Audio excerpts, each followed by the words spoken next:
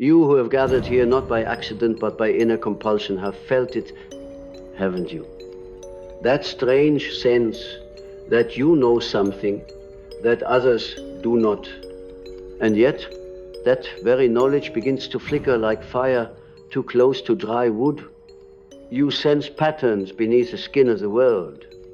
Hear whispers behind the veil of the visible. Feel truths that no one else around you dares to name. And in this intuition, in this inner knowing, there lies both your gift and your wound. What you know might save you, but what you know too early, too deeply, too recklessly, might also unravel the very fabric of your sanity. And so I speak not to the masses today, but to the few, to the intuitive few, for only you will understand what I mean before I finish the sentence. The others will catch glimpses, but you will feel the entire storm move through your nervous system like a dream you never quite awaken from. The intuitive person walks between two worlds. Constantly, in one world, there is linear time, cause and effect, the rules of daylight reason, but in the other, your true home, there is depth, symbol, meaning, and the uncanny presence of the unconscious, which is not merely the absence of awareness, but a world alive in its own right. And this is the danger. To intuit the symbols behind reality is to live among gods, monsters, ancestors, and shadows without armor. It is to be permeable in a world that devours those who do not fortify their psychic skin. I have seen it in my patients, in prophets, in children who see too much. They know what others only guess. They dream with terrifying clarity. They feel the moods of their mother as if absorbing them through osmosis. They look into the eyes of a priest, a parent, a politician, and know the lie beneath the language. But they do not yet have the scaffolding of understanding. And so what they know becomes a burden. It haunts them. They call it anxiety, panic, sensitivity. But it is often the consequence of premature knowing without containment. Imagine a young girl who dreams of a wolf nightly. She is not yet old enough to decode the image. To her, the wolf is not an archetype, not a totem of transformation, not the masculine principle returning to claim her instinctual nature. No, to her, it is simply terror. The knowledge embedded in the dream will take decades to bloom. But the wound from not being understood, from having no one decode the language of her soul, this wound blooms immediately. And this is what I must tell you. With all the gravity I can summon, there is such a thing as too much light, too soon. There is such a thing as drowning in the flood of unconscious material. The veil exists for a reason. The ego, the fortress of identity, must not be dissolved before it has been built. And yet, intuition often arrives before ego is fully formed. It is a cruel irony of the psyche. The intuitive child is often the most fragmented. The most gifted are also the most haunted. So, what then is to be done? Are you doomed to be destroyed by what you know? Not if you respect the knowing, not if you bow before it, not if you take up the ancient tools of symbolic interpretation, of mythic understanding, of dream work, of active imagination. These are not spiritual ornaments. They are armor for those who dwell near the threshold. If you are intuitive, then you must become symbolic, or you will become symptomatic. You must give meaning to your knowing, or it will become a curse rather than a calling. You see, the unconscious is not evil. It is not chaotic. It is not inferior to consciousness. It is simply older, more primal, more vast. It contains all that consciousness cannot yet metabolize.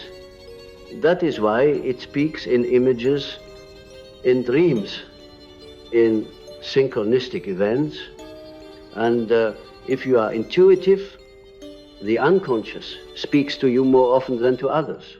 But if you ignore its language, if you try to live only in the rational daylight, it will find another way to speak through illness, depression, compulsions, and crises.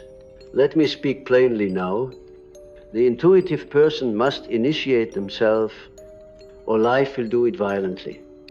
You must descend into your own depths voluntarily. You must learn the terrain of your inner world, not just visit it in dreams and visions, but name it, map it, make ritual with it. Otherwise, what you know will remain foreign inside you.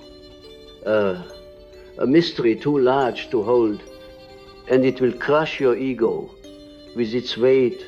I once dreamed of a massive stone temple submerged beneath the sea. Inside it was a flame that never went out. The flame was my soul's knowing. But to reach it, I had to swim through black waters, past the bones of forgotten truths and drowned desires. It is not enough to have the fire. One must descend to tend it. And that is my challenge to you. Stop waiting for the world to understand your sensitivity. It won't. Stop hoping someone will decode your dreams. They can't. Instead, become a scholar of your own unconscious. Become a mystic who speaks your own symbolic tongue. Otherwise, the knowing will remain raw, undigested, and in time, it will become a source of disintegration. Let us take, for example, the intuitive who always just knows who is lying or what will happen next. Without proper integration, such a person may go paranoid, isolated, convinced that their perceptions are burdens or delusions.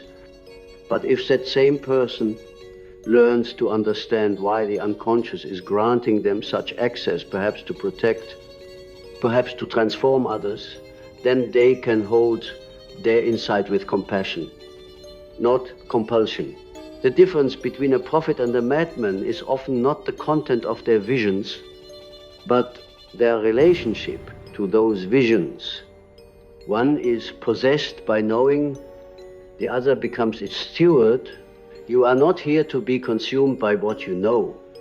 You are here to become its vessel, and that takes work. It takes discipline, not in the moralistic sense, but in the sense of shaping your psychic container. The vessel must be strong enough to hold the lava of intuition, the fire of unconscious truth. Otherwise, it will crack and you will confuse insight with instability. I have spent a lifetime dancing on this edge. I have seen my own face inside ancient dreams. I have heard the archetypes speak in the voice of thunder. I know what it is to be devoured by knowing, and I know what it is to survive. And if I could give you one instruction, it would be this. Do not flee your visions. Learn to listen. Learn to translate. Learn to embody. Now, you may ask, what does it mean to listen? What does it mean to translate the voice of the unconscious without being swallowed by it? It begins, my friend, with reverence. The intuitive you are not just gifted, they are called, but you must understand the laws of the invisible world to answer this calling.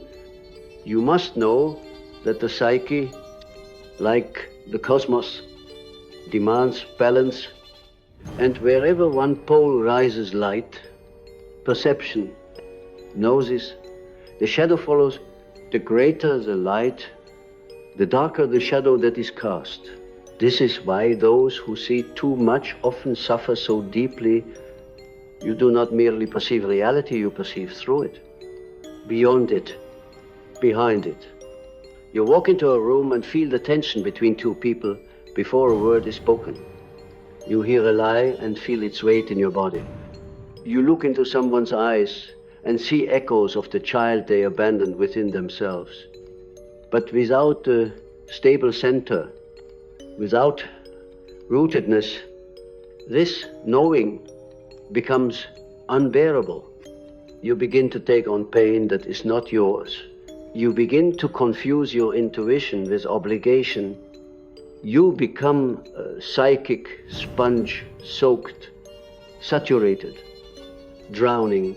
And so the first task is discernment. You must learn to ask, what is mine and what is not? For intuition without boundaries becomes martyrdom. Empathy without form becomes possession. You must not only perceive but also contain. The intuitive view must build internal architecture strong enough to house the divine, to hold the terrible beauty of the unconscious without fracture. This is why I tell you, study symbols, study myth. Dream not just as fantasy, but as curriculum, for symbols are the bones of the psyche. They give form to the formless. Without them, your insight will dissolve you. Let us return for a moment to the concept of the archetype. These primordial images, inherited from the collective unconscious, are not just metaphor. They are living energies. When the archetype of the seer awakens in you, when the sage or the oracle begins to whisper through your intuition, you must bow to it. You must engage it. Otherwise, it will take over, and you will begin to think you are the oracle. That is the danger, to mistake the archetype for the ego, to identify with the power that merely passes through you. There is an old saying, those whom the gods wish to destroy, they first make mad. But I would add those whom the archetypes choose to inhabit, they first empty out. You will lose your old sense of self before the new one emerges. This is the ego death, the dark night, the descent. And if you are intuitive, it will come sooner. It will come in dreams of dismemberment, in synchronicities that unravel your tidy world, in illness that has no clear name, in a crisis that no logic can soothe. These are the initiations of the soul. They are not punishment. They are preparation. You must learn to speak the language of the unconscious, not with the tongue, but with the heart. The intuitive person is a translator between realms. You are the bridge between what is seen and unseen, but the bridge must be grounded on both sides, or it collapses. You must stay connected to the world, to nature, to the body, to mundane things, lest you become a disembodied voice, a ghost whispering truths no one can hear. I remember a patient, a man tormented by visions. He saw faces in the mirror that were not his own. He heard voices at the edge of sleep. He thought he was cursed. But when I asked him to draw what he saw, to give form to the formless, the voices softened. The images became bearable. The unconscious does not want to destroy you. It wants to be witnessed, to be named, to be honored. And this is your task. Not to be fearless, but to be faithful. Faithful to what you know, even when it isolates you. Faithful to the dream, even when it confuses you. Faithful to the symbolic life, even when the world mocks it. Do not expect the collective to validate your inner truth. They are still asleep. They worship only what can be measured. But you who are intuitive, were not born to fit in. You were born to remember there is a kind of loneliness in this path. Yes, but it is not the loneliness of exile. It is the loneliness of initiation, of standing at the edge of the forest, torch in hand, knowing. You must go in alone, but take comfort in this. You are never truly alone. The unconscious is not empty. It is teeming with life, with ancestors, with memories that never died, with gods wearing the faces of your fears. And when you step into it willingly, with reverence, you find allies you never dreamed existed. This is not metaphor. This is the lived truth of the soul. The intuitive person who learns to speak the language of dreams, of omens, of synchronicity. This person is guided not by external authority, but by inner law, by the self, which is the organizing principle of the psyche, the divine within. When you obey the self, you become whole, not perfect, but whole, integrated, centered, alive in both worlds. But beware, the world will tempt you to abandon this path. It will offer you comfort, conformity, anesthesia.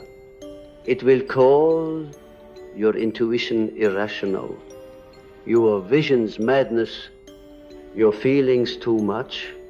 And if you believe it, you will split from yourself. You will amputate your soul for the sake of belonging. And that is the real danger, not what you know. But what you do when the world tells you not to know it, do not let them take it from you. Do not let them tame your vision, soften your seeing, silence your knowing. The world does not need more normalcy. It needs more depth, more mystery, more soul. It needs you, intact, unapologetic, initiated. You must understand, your gift is not a commodity. It is a burdened blessing, one that cannot be handed back. Only deepened into, to be intuitive is not merely to feel things more acutely. It is to suffer the truth before others know it exists. It is to stand barefoot in the storm of human emotion and feel the lightning strike the soul. It is to live as a barometer for what is unsaid, unseen, unacknowledged in others. This is why so many of you are exhausted, not from weakness, but from invisible labor. You have been carrying the unconscious for those who refuse to know themselves. And what happens when you carry what belongs to others for too long? You forget what belongs to you. You become a vessel without a base, a mystic without ground, a prophet weeping in the wilderness with no language to describe the ache in your chest. This is why I insist you must not only see, you must name what you see.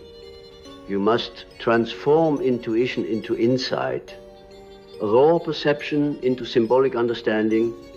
Otherwise, you will drown in the very water you were meant to channel.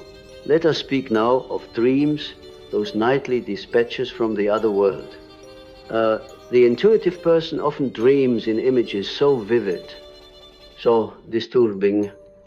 They leave a residue on the waking mind, but the dream is never literal. It is a code, a cipher for the condition of the soul. If you are pursued in a dream, do not ask, what does it mean to be chased? Ask instead, what part of me is trying to catch up with me? If you fall in a dream, ask not, what am I afraid of? But what part of me longs to descend into something deeper? The intuitive must become an interpreter of their own psychic mythology. You are both the dreamer and the dreamed, the artist and the canvas. You must take your inner life as seriously as the world takes money and war. For the soul, when ignored, declares war on the body. When intuition is denied, it finds other channels: illness, accident, eruption. Do not wait for life to fall apart. To honor your vision, begin now. Begin with the small tremors, the gentle nudges, the signs you've called coincidence. There is no such thing. There is only unacknowledged meaning. When the ancient Greeks spoke of daimons, they did not speak of demons in our modern moralistic sense. They spoke of soul guides, inner forces that drive us toward our fate. Your intuition is your daimon, and like all great forces, it is amoral, not good or evil, but powerful. It will destroy your false life if you do not build a true one. It will strip away comforts that keep you asleep. It will sabotage jobs, relationships, routines that do not serve your soul's unfolding. This is not punishment. This is correction. This is the soul reclaiming its throne. You were never meant to fit the mold. You were meant to break it from within. But breaking the mold means enduring the shattering, and the shattering comes with pain. That pain, however, is sacred. Do not run from it. Bow before it. The intuitive life is not pain-free. It is truthful and truth when it first arrives. Burns, but do not fear the fire. The fire does not come to consume you. It comes to reforge you, to melt down all that is false, all that was adopted out of fear, and to leave behind only what is essential. Your essence, the you that remembers, the you that was always watching, the you beneath the masks. And so I ask you, what do you know that you've been pretending not to know? What dream have you buried beneath the noise of reality? What whisper from your soul have you dismissed as impractical, inconvenient, or insane? It is time to turn toward it, to let it speak, to let it undo you, if that is what it requires. Because only in the undoing can the deeper self emerge. The intuitive path is not about accumulation. It is about stripping away, and what is left after the projections are dissolved, the ego humbled, the illusions burned, what is left is real. That is the gold hidden in the shadow. That is the treasure guarded by dragons in your unconscious.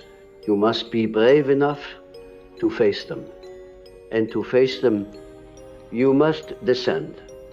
You must willingly enter your own depths, not as a victim, but as a seeker, not with fear, but with sacred trembling. The psyche responds to reverence. It will not open to force. It opens like a flower, opens to the sun when it is time and when it is safe. So make it safe. Make your inner world a place worthy of revelation. Clean the altar, light the candle, listen. The self speaks not in commands, but in symbols, not in answers, but in images, not in clarity, but in invitation. And when the invitation comes, do not delay. Follow the thread, even if it leads you into madness for madness. When endured with awareness, becomes transformation. The descent is not the end. It is the beginning. It is the crucible in which the intuitive is reborn, not as a passive receiver of impressions, but as an active co-creator with the unconscious. You are not meant to carry what you know alone, but you must first earn the language to share it. You must shape your knowing into form through art, through myth, through words, through ritual. Otherwise, it remains trapped inside you, like a god without a temple. Build that temple. Begin today. And when I say build the temple, I do not mean with stone or scripture. I mean within yourself. I mean shaping a life that can house the numinous, that can withstand the voltage of knowing without being reduced to ash. For the intuitive person, ordinary life must become sacred, or else it becomes unbearable.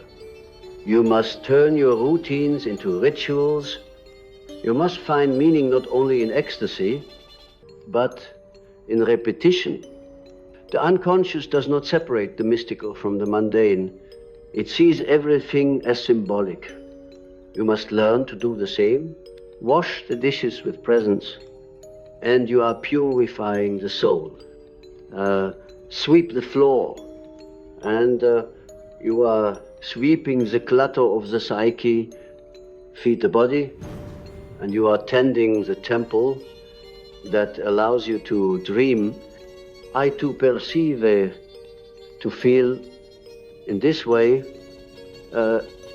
your life becomes an alchemical process, turning instinct into intuition, shadow into symbol, chaos into cosmos.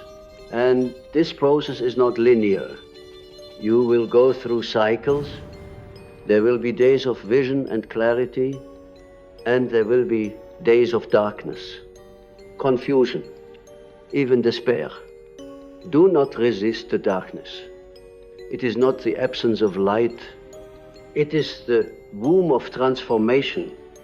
In the myth of Inanna, she descends into the underworld, is stripped of her garments, her power, her identity. Only in her nakedness does she meet her death, and only through death is she reborn. This is not a story for entertainment. This is the map for the intuitive soul.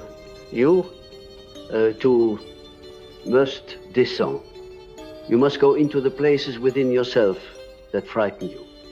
You must sit with the abandoned child in your psyche, the rejected feminine, the exiled masculine, the creature of the shadow who holds your shame and rage and grief.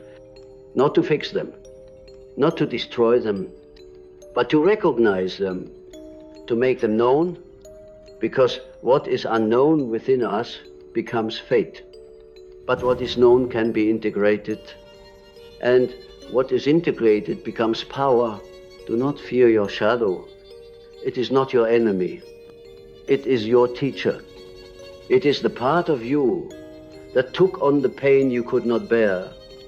It is the container of your truth when the world asks you to lie. To face it is to reclaim the parts of yourself you thought you had lost. To become whole is not to become pure. It is to become complete with light, with dark, with wound, with wisdom. And that completeness is what the world fears most. Because the complete individual cannot be controlled. They are loyal not to outer systems, but to inner law, and so they are dangerous. And so they are often exiled, mocked, ignored. But I tell you, this exile is not failure, it is initiation. Every prophet begins in the wilderness. Every healer is first a patient. Every intuitive must endure solitude before they can lead others home. If you are alone in your knowing, you are in the right place. If you feel mad from what you see, what you sense, what you know, you are standing at the threshold. Do not turn back. Walk through with tears, with trembling, with a soul cracked open, but walk through, because what waits on the other side is not madness, but meaning not insanity, but initiation. You are not broken. You are being broken open. And when the breaking is complete, when the illusion of safety, normalcy, and conformity has been shattered, then the real work begins. The work of becoming a vessel for the archetypal, not to explain it, not to argue for it, but to embody it. The world does not need more explanation. It needs incarnation. It needs people who have died to their false selves and returned bearing light. You are such a person, or you are becoming one, and the path is perilous. Yes, but it is also holy.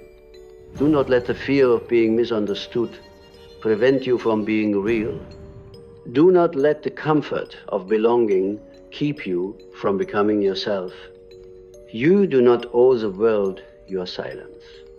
You owe the world your integrity. And so I return to the beginning. What you know might destroy you, but only if you refuse to become the person capable of holding that knowing, only if you deny the transformation it demands, only if you try to stay small, normal, digestible, when your soul is asking to be vast, wild, and whole. I speak these words not only to your intellect, but to the ancient part of you that remembers who you were before the world told you who to be. That part is listening. That part is nodding. That part is ready. So go, descend, face what you see, speak what you know, dream what you fear, and return not as one destroyed by knowledge, but as one transfigured by truth. You are the bridge between worlds.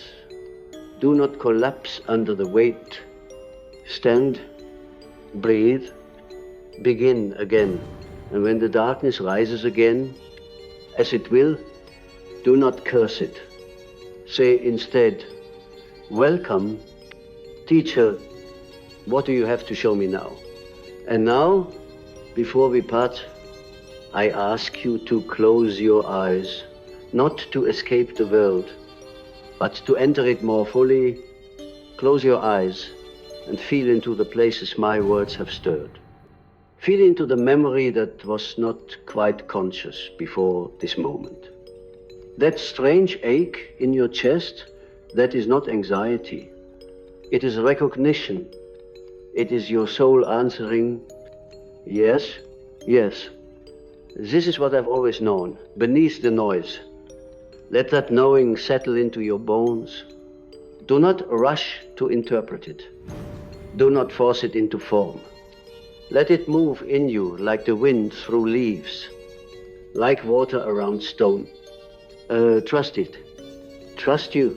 And if you find yourself alone again, walking through this world with vision too sharp, heart too open, spirit too sensitive, remember, the intuitive ones were never meant to follow the path.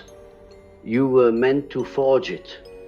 You were not sent here to echo, you were sent to awaken. The world may not reward your knowing, it may not understand your silence, but it will feel your presence, and that is enough.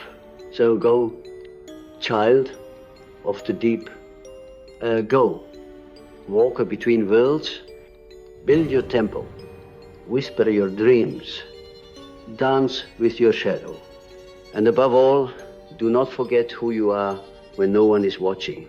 You are the oracle you've been waiting for, and what you know when honored, when loved, when integrated, will not destroy you. It will resurrect you. Now go.